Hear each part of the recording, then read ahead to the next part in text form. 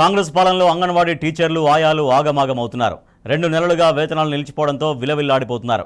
దీంతో కుటుంబాల పోషణ భారమైందంటూ వాపోతున్నారు. శాసనసభ ఎన్నికలకు ముందు నోటికొచ్చిన హామీలు ఇచ్చిన కాంగ్రెస్ నేతలు ఆచరణలో మాత్రం ముందుకు సాగడం లేదు.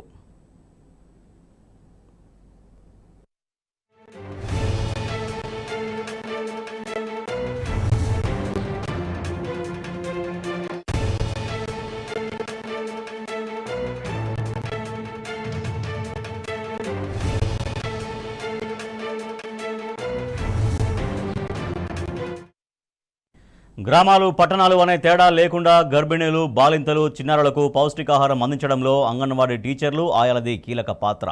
6 ఏళ్లలోపు బాలలకు ఆటపాటలతో కూడిన పూర్వ ప్రాథమిక విద్యనందిస్తున్నారు. వీరి పట్ల రాష్ట్ర ప్రభుత్వం చిన్నచూపు చూస్తోంది.